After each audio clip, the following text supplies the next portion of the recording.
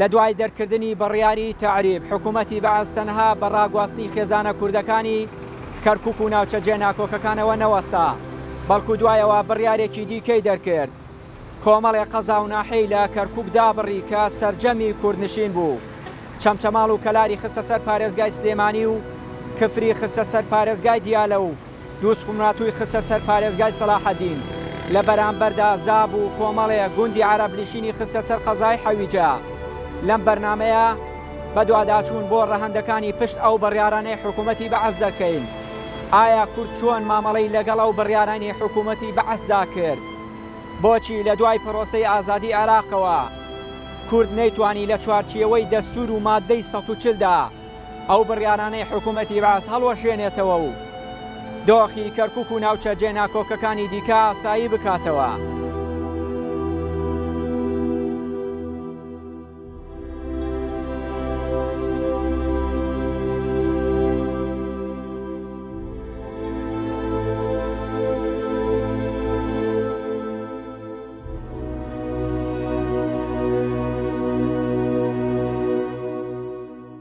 ڕژەمی بەعەز بۆ دەربازبوون لەو دەردەسەری و کێشانەی بەهۆی کوردەوە تووشی دەهات. پەنای دەبردە بەر هەموو هەنگاوێک تا بتوانێت لە دەست کورد قوتاری بێت. جگە لە ئەنفال و کیمیاباران و ڕاگواستنی خێزانە کوردەکانی کەرکووک و دەوروبەری و ڕۆخانی سەدان گوندی ناوچەکە هەوڵی تێکدانی نەخشەی ئیداری کەرکووکی دەست پێ کرد و قەزاکانی چەمچەماڵ و دووز و کفی و کەلار و سەدان گوندی ناوچەکەی لێجیا کردەوە.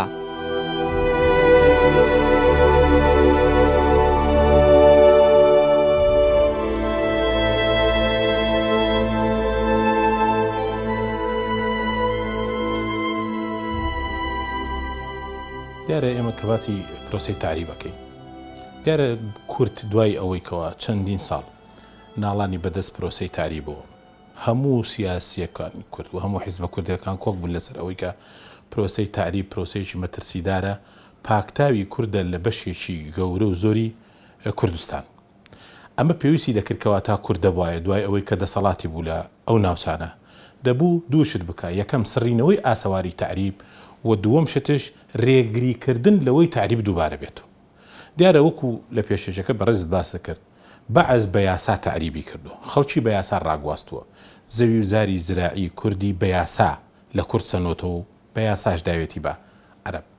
هەوڵی داوە لە ڕێگای یاساوە گۆڕانکاری لە پرۆسەی تاریبا بکە. ئەوەی کە کێشەی کووردە و دەسەڵاتی کوردیە هەر چۆن ئێمە بین ئێستا لە هەرێمی کوردستان سیرکەین ئەو یاسایانەی حکوومەتی هەرێم بۆ خۆی دەرێکە، دەسەڵاتی کوردی بۆ خۆی دەرێکە، ئیلتیزامی پێوەنەکە، ڕێزی بۆ یاسانیە، کێشە بە یاسا هەل ناکە، دووبارە لە کەرکووکشاوە لە ناوچە کوردستانەکانی دەرەوەی هەرێم کە پرۆسەی تاریب بە چڕیتایەوە هیچ کاتێ بیری لەوە نەکردەوە. سڕینەوەی ئاسەواری تاریب بە یاسا و ڕێگریکردنش لە تاریب دووبارە بوونەوەی بە یاسا. ینی بۆ نمونە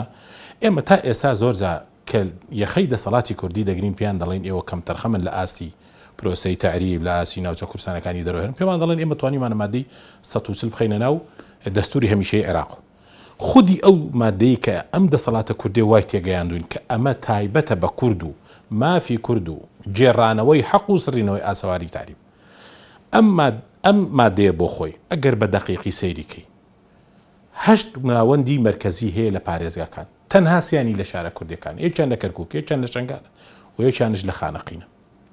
5 مەکتەبی سەرەکی هەیە لە 5 شاری شیعە لە خواروی عێراق.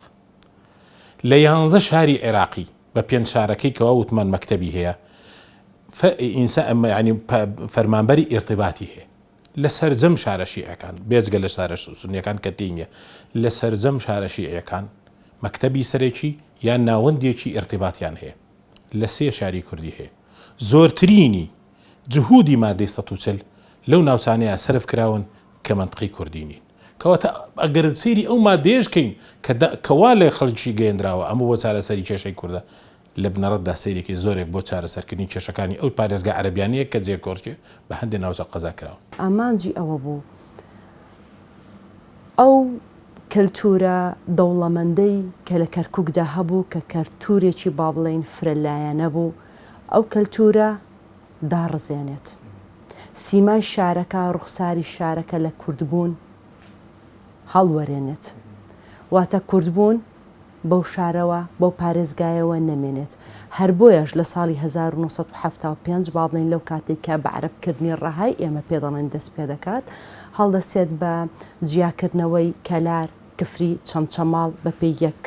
مەرسومی جمهوری ئەمانە جیا دەکاتەوە چکە زۆرینەیان کوردنشین بوون لە بەرامبەریشیدا لە ساڵی 1976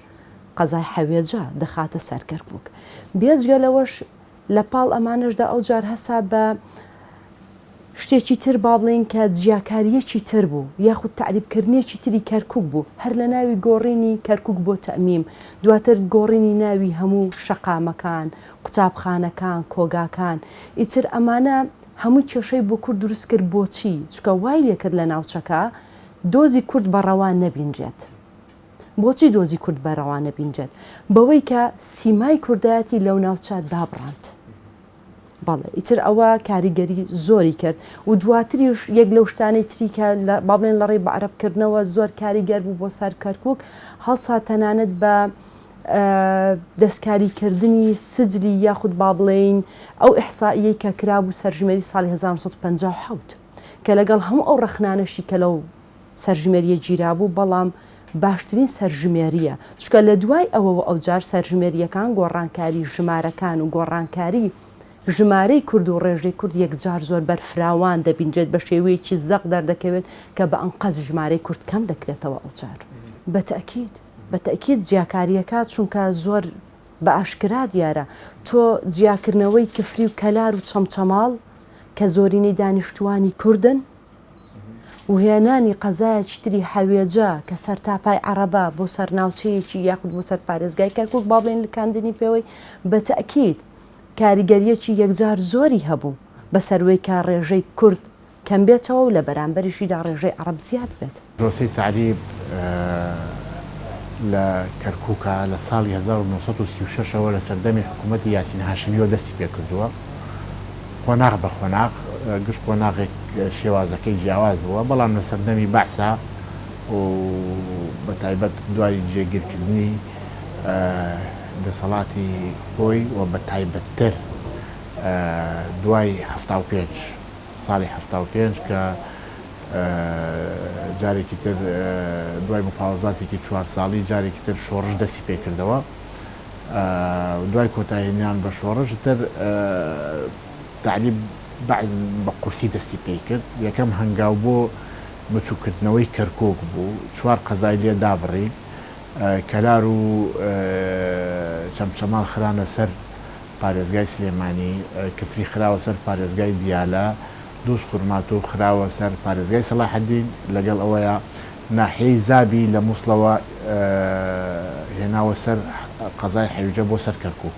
ئەمە بۆ ئەوەی ڕێژەی کورد لە شارەکە کەم بکاتەوە بەرامبەر ئەوە ڕێژەی عەرەب زیاد بکات. جگە لەمە کۆمەڵی هەنگاوی پراکتیکی تری گرتەبەر بەشێک لە گوندەکانی دەوروبەری کەرکووکی گوندە کوردەکانی ڕووخان خەڵکێکی زۆری بە ناوی کەسوکاری پێشمەرگە و بە ناوی ئەمانە دژی بەرژەوەنی دەوڵەتن دەرکرد لە شارەکە تەرحیلیانی کرد چی بۆ خەڵ بۆ شارەکانی خواروی عێراق چی بۆ هەرێمی کوردستان بۆ ئۆردوگاکان لە هەرێمی کوردستان ئەوجا هەرێمی کوردستان نەبوو ئەوجا بۆ حکومت زاتیانەوە بۆ ناوچەی حکومی زاتی بۆ ئەو شوێنانە خەڵکەکانیان ئەبرد جگە لەوە لە کۆتایی ساڵی نەوەتەکانە هەشتان سەیرێکرد نفوسی کرد لەگەڵ ئەو هەموو گۆڕانکاریە کورد ململانەیە کات بۆ مانەوەی خۆی هات زەختی ئەوەی کرد بە ئەوراق بە جنسیە بە نفوس خەڵکی کورد بکاتە خەڵکی عەرەب عەشیرەتەکان داوای لە عەشیرەتەکان کرد بکرێنە عەرەب من بیرمە لە ساڵی 98 بوو 99 بوو زەختێکی زۆر کەوتە سەر ڕێخستنەکانی یەکێتی لێرە کە خەڵک فشاری ئەوەیان لەسەرێ ببنە عەرەب راپۆرتەکانیان هات راپۆرتەکەیان گەیشتە جەنابی مام جەلال کە زەختی ئەوەیان لێکرێت مام جەلال ڕەئی وا بوو ئەو خەڵکانە بۆ ئەوی گوندەکانیان بمێنێتەوە خاستان گوندەکانی دەوروبەری کەرکووک و داقوق و ئەو ناوانە بمێننەوە کێشە نییە بە جنسیەکانیان بگۆڕن بۆ عەرەب مامجلال ڕێی وا بوتی سە بە ئەوراقیان کەینە عەرەب دواتر بە ئەوراقیان کەنە عەرەب دواتر ئێمە بە ئەوراق ئەگۆڕێ یان کەینەوە کورد خەڵک بە ئەوراق ناتوانێت قەومیەی بگۆڕێ قەومیە نەتەوە خوێنە چەندێ بیکاتە عەرەب ناتوانێت بیگۆڕێ بەڵام ئەگە گوندەکانمان بڕخێنن خەڵکەکەمان گوندەکانمان بڕخێن زەحمەت پێمان چاک بکرێتەوە خەڵکەکەمان دەربەدەر و ئاوارە بن دواتر زەحمەت بە ئاسانی ناگەڕێنەوە شوێنی خۆیان وە لە حقیقەت شەوا بوو خەڵکێکی زۆر ئاوارە بوو ڕاستە خەڵک هاتەوە بەڵام نەمانتوانی خەڵکێکی زۆر بگەڕێنینەوە ئێستاش لە شارەکانی هەولێر و سلێمانی کەرکووکیەکی زۆر نەگەڕانێتەوە لەوانەی کە لە ساڵانی هەفتاکان و هەشتاکان و نەوەتەکان دەرکراون و چوونەتەوە لەبەرەوە جێگیر بوون و لە وەزعی کۆمەڵایەتی و عائیلی و ئابووری خۆیان تێک نادەن جارێکی تر بێنەوە بۆ شوێنێک ئەو شوێنە استقراری سیاسیتیان نیە ینی سەکەرکووک یەکێک لەو ناوچانەی کە استقراری سیاسیتیان نیە.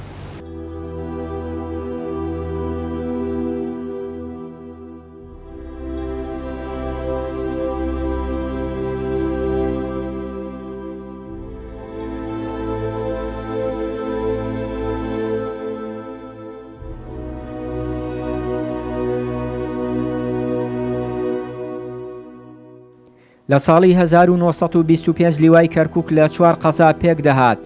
مرکزی کەرکووک و چەمچەماڵ و کفری و گل بەڵام هەر لەبەر ئەوەی دیموکرافیای کەرکووک بگۆڕێت سەدان ئەمبەر و ئەوبەریان بەم ناوچانە کردووە قەزای دووس بە هەر 4 ناحیەکەیەوە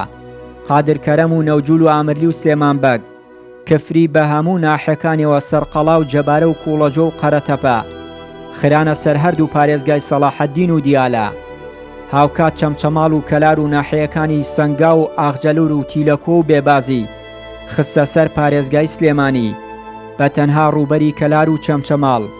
4490 کیلۆمەتر دووجا لە کەرکووک دابڕێنران لە بەرامبەردا ڕووبەری قەزای حەویجەی فراوان کرد و زاب و گوندەکانی خستە سەر حەویجە.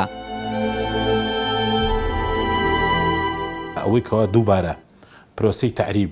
و بۆ خۆشی دابرینی ئەو قەزا و ناحیانە لە شاری کەرکووکی کردوتە بابەتێکی چارە نوساس ئەم یاسای هەڵبژاردننی پەرلەمانی عێراق ئەمە بۆ خۆی وای کردو ئێستا کاتێک کە کورد بۆ خۆی دیوبارە لە پەرتەوازایی نێوماڵی کوردی لە کاتی تێپەڕاندنی ئەم یاسایە هەندێک حیزبی کوردی دەنجیان بۆ دا و هەندێکی دەنگیان بۆ دەدا نەیانتوانین یەک ڕوئیان هەبێت لەسەر ئەوەی ئەم یاسایە باشە یا خراپە کە بە بۆچوونی کەرکووکیەکان و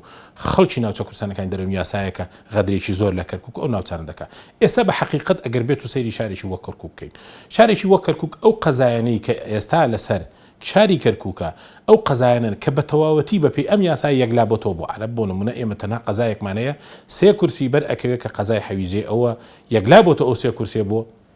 عەرەب دەبێت لە بەرەوەی زۆرینەی خەڵکی و ناوچانە عەرەبن کەواتە ئەو قەزا و ناحیانەی کە تەواو یەکلا بووبوونەوە بۆ کورد دەبوو بە پێی مادەی 140 بێتەوە سەر کەرکووک ئێستا لە سەر کەرکووک نییە دووبارە ئەگەر بێت و سەیریکەن لە 2005ەوە کاتێک لە 2004ەوە کاتێک کە کورد باڵا دەست بوو لە شاری کەرکووکە و ئەنجومەنی پارێزگا هەڵبژاردننی بۆ کراو کورد بوو بە زۆرینە لە دوای ئەوە هیچ کاتێ عەرەب و تورکمانی کەرکووک ڕازی نەبوون بۆی جارێکی کە ئەنجومەنی پارێزگای کەرکووک هەڵبژاردننی بۆ بکرێ داوای یاسایەکیان بە تایبەتمەندیەوە ئەکرد لە بەرەوەی پیان وابوو ناکرێ ئەنجومەنێک کورتەیە زۆری نەبێت دەسەڵاتێکی زۆری هەبێ تا ئێستا یەک ئەنجومەنی یەک جار هەڵبژاردننی ئەنجومەنی پارێزگا کراوە لە بەرەوەی ئەوان سوور بن لەسەر ئەوەی دەبێت تایبەتمەندی بدرێتێ و دوو یاساش دەرکرا بۆ ئەنجومەنی شاری کەرکووک هەرچی لەسەر داوای عەرەب و تورکمان تایبەتمەندی پێرە بەڵام کورد بۆ خۆی کاتێک کە دەسەڵات لە دەسەدا ئەبوایە کورد ئێستا پێداگر بێ لەسەر ئەوەی ئەم بارودۆخەی ئەمڕۆ کە کورد هەیەی لە شاری کەرکووک بە حتمی پێویستی بە تایبەتمەندیە تایبەتمەندی لە ڕووی ئەوەی ناکرێت تۆ قەزا بکەی بە ناوەندی دەنگدان بەڵام قەزا کوردیەکان کەوانە زۆرینەی کوردین دابڕێنراون لەسەر کەرکووک دەستوری عێراق دەڵێ دەبێ بگەڕنەوە سەر کەرکووک بەڵام کورد لەوەشە بەقەدەر عەرەب و تورکمانی بۆ نەکرا لەوەی کە دەبێت تایبەتمەندی لەوە یاسایە بدرایەتە کەرکووک ناکرێت کەرکووک پێش جێبەجێکردنی مادەی 140 ئەو یاسایی لەسەر جێبەجێ بکرێت ڕاستێکی مێژوویی هەیە بەڕاستی کەرکووک ئەو گرێ کوێرەیەیە کە هەمیشە لە دانووسانەکانی دۆزی کووردە کێشە گەورەکەیە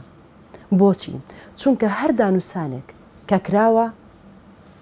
ڕێککەوتنی لەسەر نەکراوە کێشە گەورەکە کەرکووک بووە چونکە هەرگیز حکومەتی بەعەس دەستبەرداری ناوچەیەکی دەوڵەمەندی وەکو کەرکووک نەبووە. هەم دەوڵەمەند بە دانیشتوان، هەم دەوڵەمەند بەنەوت. هەرچەندە بەداخەوە دەوڵەمەندی بەنەوتی کەرکووک بوو بە مایەیەک کە ناخۆشی و بوو بە مایەیەک کە دۆزی کورد بۆ شێوەیە بڕوات. بۆچی؟ ئێمە دانووسانەکانی با بڵێین 1970 لە بەرچاوە. بۆچی ئەوەی کە لە 70 بە کوردرا دواتر سەری نەگرت؟ هەڵبەتە دۆزی کەرکووک وای لێ کرد. چونکە ئێمە داوای با بڵێین هەر سەرکردایەتی کورد داوای ئەوەی کرد کە دۆزی کەرکووک چارەسەر بکرێت، ئەو ناوچەیە بخرێتەوە سەر ناوچە ئازادکراوەکان، بەڵام ڕازی نەبوون. ئەوە یەک لە کێشەکان بوو. ئیتر دواتر ئەو جار دوای 74 با بڵێن دوای هەرەسێنانی شۆڕشی کوردی لە 75ەوە بە شێوەیەکی ڕەها دەست پێ دەکات. بۆچی؟ چونکە هیچ سانسۆرێک نامێنێت. ئەوەی با بڵێن کورد کە کردی دواتر پێشمەرگایەتی و شۆڕشی کوردی هەرەسی هێنا و ئەوانە ئەو جار بەدەستێکی زۆر باڵا کەرکووک بەرەو بە عەرەبکردن ڕۆشت. بە یاسایی کرا لەلایەک و دواترش ئەوە پلان بۆ داڕێژرا بوو. شتێکی وانە بوو با بڵێین هەر لە خۆوە بێت، باڵکو شتێکی پلان بۆ داڕێژرا بوو، زۆر لە مێژ بوو حەزبی بەعس بە دوای ئەوەوە بوو کە بەبێ هیچ سانسۆرێک بتوانێت کەرکووک بۆ شێوەیە لێ بکات و هەتا شێوەیە با بڵێن دەتوانین بڵێن هەتا ڕادێکی زۆری شتێکدا سەرکەوتوو بوو. کورد ئەم شتانی لە مادەی ١٤ جێگیر کردووە. مەسەل مادەی ١40 یەکەم باسی ئاساییکردنەوە هەکات، ئەو جا دوای باسی ئامارەکات، ئەو جا دواتر باسی ڕاپرسیەکات. ئاساییکردنەوەی بەشێک لە ئاساییکردنەوەی سنوورە جوگرافیەکانە. ئەوە بوو جەنابی مام جەلال کە سەرۆک کۆمار بوو پرۆژەیەکی داوە حکومەت بوو ئاساییکردنەوەی سنوورە جوگرافیەکان، ئەو گۆڕانکاریە جوگرافیانەی کە کراوە بۆ گۆڕینی دیموگرافی. گرفتەوەی مەسەرەن ئەوەی من ئاگادار بووم لە لیژنەی باڵای مادەی ١40 ئەو سەردەمە وابزانم ڕائید فەهمی، ئەگەر بە هەڵا نەبووم ڕائید فەهمی سکرتێری حزبی شوێعی عێراقی هین بوو، ڕئیسی لیژنەکە بوو، لیژنەی مادەی ١40 لە حکوومەتی عێراق داوای ڕەئی مەحافەزەکانی کرد، سلێمانی و سەلاحەدین و دیالە لەسەر گەڕانەوەی ئەو قەزایانە بۆ کەرکووک. ئەوەی ڕاستی بە بەس تەنها پارێزگاری سەلاحەدین وەڵامی دابووە کە مانعی نەبوو، پارێزگای سلێمانی و پارێزگای دیالە وەڵامیان نەدایەوە و زیاتر پارێزگای سلێمانی من خۆم چوومە ناو بنج و بنەوانی ئەم پرسە بۆچی وەڵام نادەنەوە، لەگەڵ زۆر بەرپرسە قسەم کرد لەوانە ڕەوانشاد کاک نەوشیروان خۆم قسەم کرد لەگەڵی، پێوا بووتی ئەوتی ئەمانە کەوتونەتە زمانی هەرێمی کوردستان، جارێکیتر ئێمە بۆ بین لە دەستی بدەینەوە بخینە قمارەوە، ئەمانە یەکلا بۆتەوە ئیسە بۆتە بەشێک لە هەرێمی کوردستان، ئێمە جارێکیتر بۆ بین بخینەوە سەر کەرکووک و ئەگەر کەرکووکمان بۆ نەگەڕایەوە جارێکیتر یعنی قمار بۆ شوێنانەوە ئەکرێ. لەبەرەوە هەرێم ڕێیەکی جیاوازی هەبوو لە گەڕانەوەی چەمشەماڵ و کەلار بەتایبەت بۆ سەر شاری کەرکووک.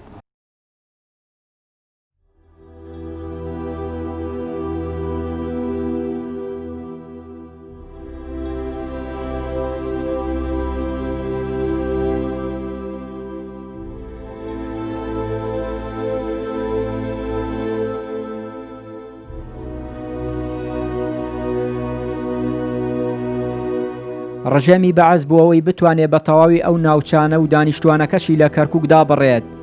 بە بڕیارێک نفوسی هەموو خێزانە کوردانەی گواستەوە سەر ئەو پارێزگایانە. ئەم هەنگاوەی حکوومەتی بەعەز بۆ هۆکاری لە دەستدانی 48,842 کیلۆمەتر دووجای خاکی کوردستان و بە عەرەب کران کە کۆی گشتی دەکاتە لە 149 خاکی باشوور لە کەرکووک دابڕێنران. بۆیە دوای نزیکەی 15 ساڵ لە ڕوخانی دەسەڵاتی بەعەز بە جۆرێکە و بڕیارانە بە یاسایی کراون،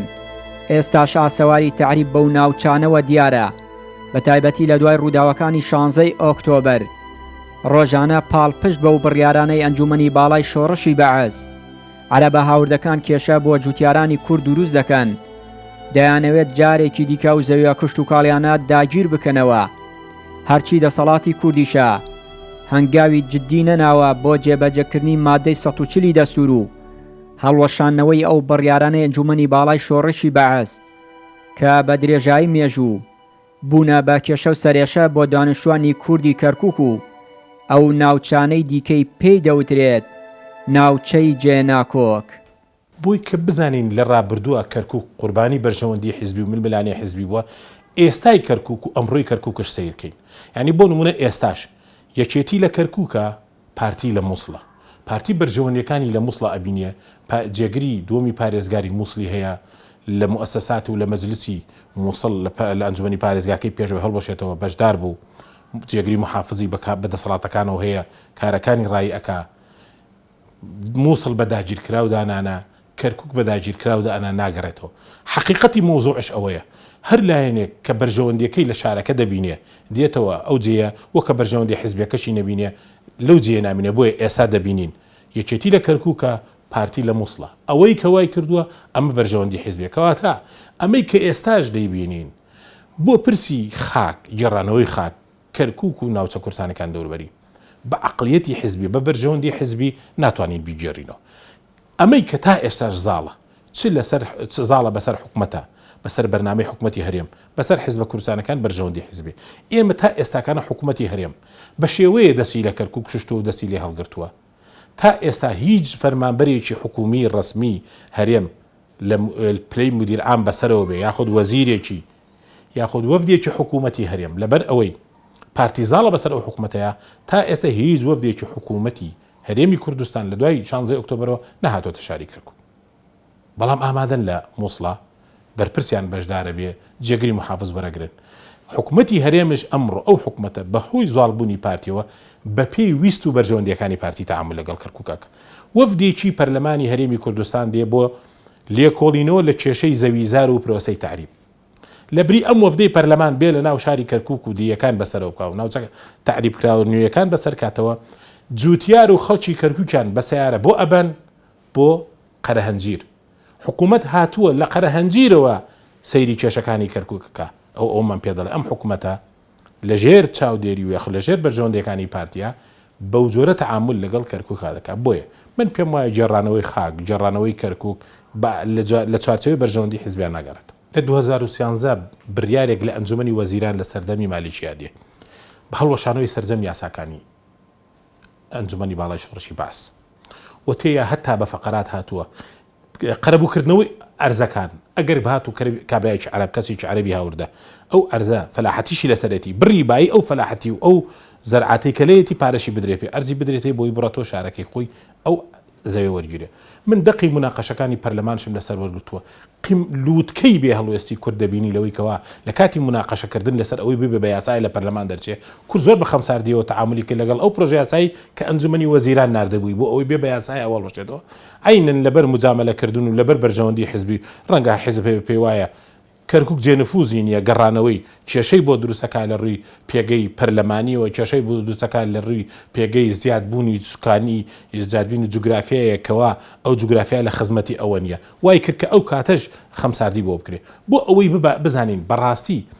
کورد بۆ خۆی خەمساردا یان لایەن هەیە بە ئەنقەست لەگەڵ ئەوە نییە ئەمڕۆ کەرکووک بگەڕێتەوە. من نمونەی پارێزگاری کەرکووکت بۆ دێم لە دوای 16 ئۆکتۆبرەوە کورد بێ موافقەی هەموو لایەنەکان بێ موافقە و بێ ڕەزامەندی عەرەب و تورکمان دەیتوانی ئەنجومەنی پارێزگای کەرکووک پێشەوەی کەوەی بە یاسا هەڵوەشێتەوە دەیتوانی کۆبوونەوە بکە پارێزگارێکی بۆ دانا لەبەر ململانەی حیزبی و ڕازینەبوونی پارتی بەوەی پارێزگاری کەرکووک کورد بێ کە هەرچەندە لە چوارچەوەی تەشکیلکردنی حکوومەتی هەرێمە فەقەرەیەکی کەرکووک بووە کە دەبێت پارێزگارێکی بۆ دادرێ بەڵام دوایی بینیمان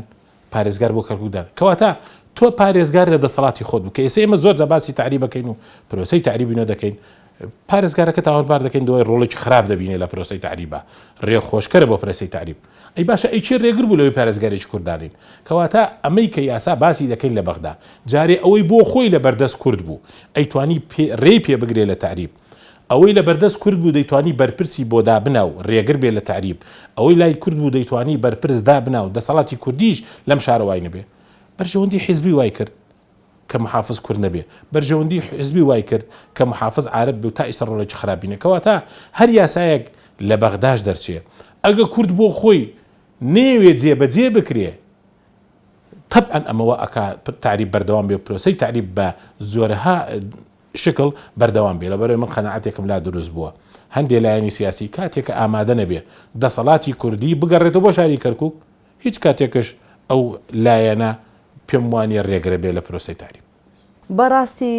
چێبڕچێی سیاسی و حزبایەتی یەک لە گرێچوێرەکانە لەلایەکی تریشەوە یەکگرتووی نەبوونی کورد لە ناو خودی خۆیاندا لەسەر هەموو مەسەلەکان یەک لەو مەسەلانەش کەرکووکە. ئەو یەکگرتوو نەبوونەی کورد وای کرد کەرکووک بە دۆخی ئەوڕۆ بگات. ئەجینا با بڵێن جێبەجێکردنی مادەی ١40 دەبوو یەک لە ئەولەویاتەکان بواە. دەبوو یەک لەو کارانە بواە کە لە هەموو دانووسانەکاندا بەبیر حکومەتی بەغدا بهێنرا بواەوە کە ئەو مادەیە پێویستە جێبەجێ بکرێت. بەڵام یەکگرتوو نەبوونی کورد لە ناو خودی خۆیاندا هۆکاری سەرەکی هەرەسیێنانی ئەم دۆخە بوو. کێشەکان ئاخر لەوەدایە کێشەکان لەوەدایە کە دەڵێم شتەکان بە حزبی کران کێشەکان لەوەدا بوو. لەلایەکی ترەوەش خودی بەغداش کەسانێک هەبوون کە دژ بە جێبەجێکردنی یاسای ١40 بوون. ئەوان ئێستاش و پێشتریش لەگەڵ ئەوەدان کە کەرکووک یەکێکە لە پارێزگایەکانی عێراق و سوورن لەسەر لە دەستنەدانی کەرکووک. وەکو وتمان دەوڵەمەندی کەرکووک هۆکارێکە بۆ ئەو سەرگەردانی کە خەڵکەکەی تووشی هاتووە لە بری ئەوەی ببێت بە مای خۆشگوزەرانی بۆیان هۆکارێکە بۆ دەربەدەربوونی خەڵکەکە تێیدا. لەلایەک بەغدا و لەلایەکیش کورد خودی خۆی بە حەزبایەتیکردنی پرسەکان کێشەی هەرە گەورەی بۆ کەرکووک دروست کرد. بە تەئکید قورسە بەڵام مەحاڵ نییە. دەتوانین کۆمەڵێک هۆکە با بڵێن هەنگاو دەستنیشان بکەین بۆ ئەم بابەتە. یەک لەوانە جێڕانەوەی یەکە ئیداریەکان بۆ ساڵی 1950 واتە مەبەسمان ئەوەیە ئەو ناوچانەی کە زۆرینەی کوردنشینە و لێی دابڕێنراوە بخرێتەوە سەر کەرکووک ئەو وەکو حەقی شەرعی خۆیەتی چونکە ئەو ناوچانە بە پرۆسەیەکی سیاسی بە مەبەزدار لێ جیاکراوەتەوە. ئەو ناوچانە بخرێتەوە سەر کەرکووک و ئەو ناوچانەی کە بە هەمان شێوە بە پرۆسەیەکی سیاسی و بە عەرەبکردنێکی ڕەها لێ باڵێن خراوەتە سەری ئەو ناوچە عەرەبانە بە هەمان شێوە ئەوانیشی لێ جیا بکرێتەوە. ئەو یەک لە هەنگاوەکانە بە بڕوای من ئەوە هەنگاوی یەکەمە گەڕانەوە بۆ یەکە ئیداریەکانی ساڵی 1950 کە زۆر گرینگە و ئەمە شتێکی ئەستەم نییە بەڕاستی. لەلایەکی ترەوە کەلتورێک پێویستە لە ناو کەرکووک بڵاو بکرێتەوە بۆ عەرەبە هاوردەکان. ئەو عەرەبە هاوردانە بگەنە ئەو قەنەعەتەی و تێبگەێنرێن و قەنەعەت بەوە بکەن کە ئەو زێدە زێدی باو باپیرانی خۆیان نییە. پێویستە بگەڕێنەوە بۆ شوێنەکانی خۆیان. چونکە ئەو کەلتورە پێویستە لایەنە کوردیەکان بە هاوبەشی ئەو هەنگاو بۆ داڕشتنی دەوێت ئەوە پلان بۆ داڕشتنی دەوێت هەروە نابێت بە تەئکید ناکرێت. تۆ ئەگەر یەکگرتوو نەبووی هیچ ناکرێت. ئەوەی کە ئەمن باسی دەکەم لە کاتێکا تۆ بتوانیت بە شێوەیەکی یەکگرتوو بۆ ئەو دۆزە کار بکەیت. ئەگەر بە شێوەیەکی یەکگرتوو بۆ ئەو دۆزە کار نەکرێت نەک تەنها کەرکووک ناوچەکانی تریش ئێستا هەمووی دووچاری کێشەیە نەک تەنها خودی کەرکووک بەڵێ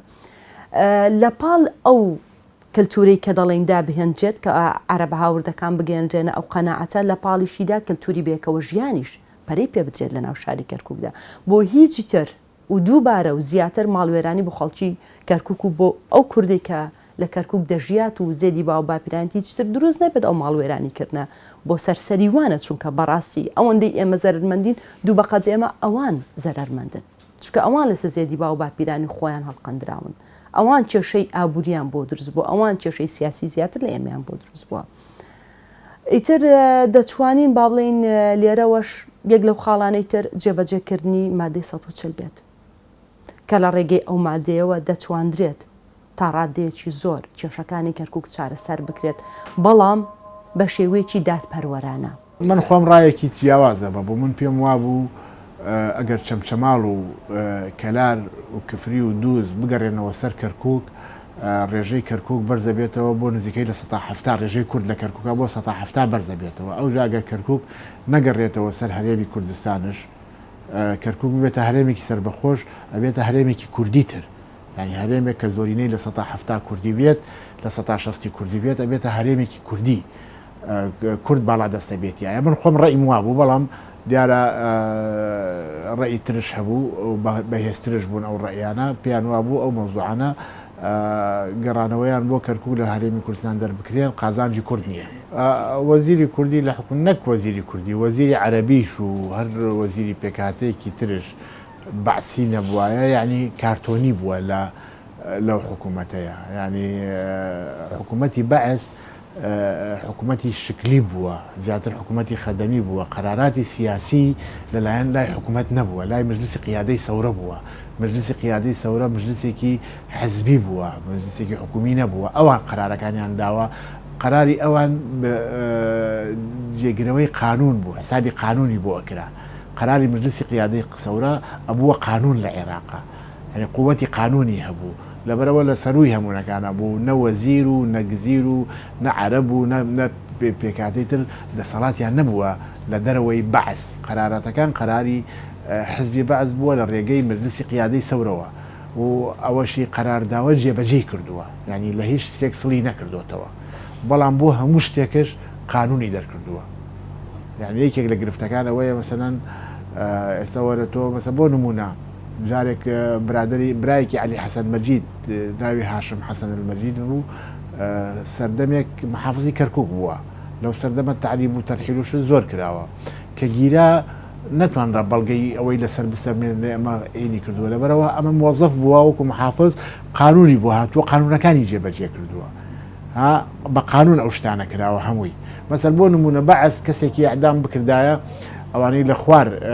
18 ساڵ بوون لیژنەی بۆیان دروستە کرد بە قانون قانونی عێراقی ئیعدامکردن لە خوار 18 ساڵ قبول ناکە لیژنەی بۆیان دەرەکرد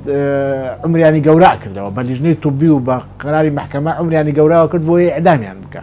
ینی هەوڵیداوە شتەکانی خۆی هەمووی بە قانون بکە بۆ ئەوەی دوایی بەرپرس نەبێت بەرامبەر بە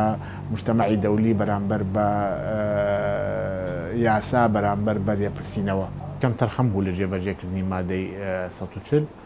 کورد مادەی 140 وەکو قەزیە ناوچانەشی وەکو وەرەقەیەکی سازش بەکارهێنا لەگەڵ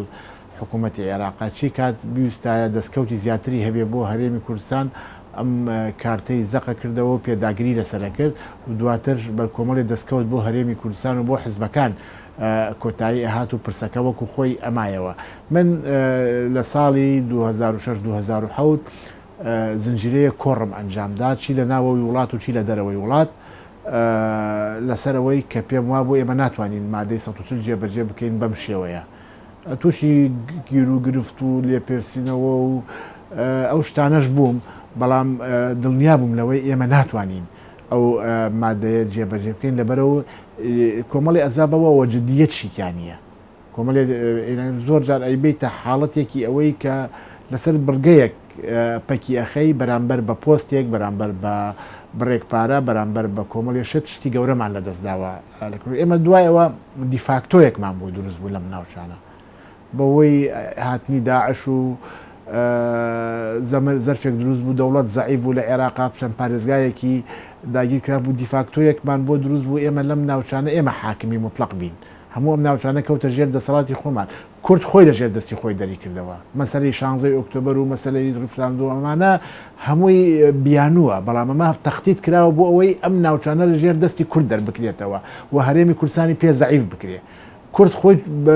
کورد قسەیەکی هەڵێ بە پێی خۆی چۆتە ناو پاقلەکە کورد بە پێی خۆی چۆتە ناو پاقلەکە بۆ ئەوەی سەر لە خۆی بشوێنێ پندێکی کوردی هەڵێ مریش خۆی خۆڵ بەسەری خۆیان نەکا کەس خۆڵ بەسەری ناکە کورد خۆی خۆڵی بەسەری خۆیان کردووە هەنی کورد خۆی بیانووی داوەتە دەسەوە کورد خۆی نەیتوانی پێکهاتەکانی تر ڕازی بکات کەوەی پشتیوانی بن لە گەڕانەوەی ئەم ناوچانە بۆ سەر هەرێمی کوردستان کورد تا ئەم لەحزەیە کە من و تۆ قسەی تیاکەین کۆت ڕێپۆرتاژەکەی پرۆژەی نییە بۆ پێکهاتەکانی تر بەیانی کە هاتنەوە سەر هەرێم چۆن بژێن لەگەڵ تۆیە ینی پرۆژەمان نییە ئەوەی ئێمە ئەمڕۆ ئیشەکەین بیر لە بەیانی ناکەینەوە بۆ ئەمڕۆ ئیشەکەین ینی ڕۆیامان نییە بۆ سبەی وەکو برادران پێشتر ئاماژەیان پێ کردووە کاکبورهان لە کتێبەکەی ئاماژەی پێ کردووە قیادەی کوردی پێشببینی بۆ 10 سەعات نەبووە کۆبنەوەکەی لە نێوان کۆبنەوەکەی دوکان و هێرش حکوومەتی عێراق لە 16 ئۆکتۆبەرە 10 سعاتی خایانەوە کورد پێشببینی بۆ ئەو 10 سعاتە نەبووە پێیان وە بۆ حکوومەتی عێراق هێرش ناکە کە لە دوکان کۆبنەوەکە کراوە یعنی پێشببینی بۆ 10 سعات نەبووە چیجا بۆ ئەم پرسە معقد و ئاڵۆزە و کە ئەجندای ئەقلیمی و ئەجندای دەولی و بەریەککەوتنی ناوخۆی زۆری تێدایە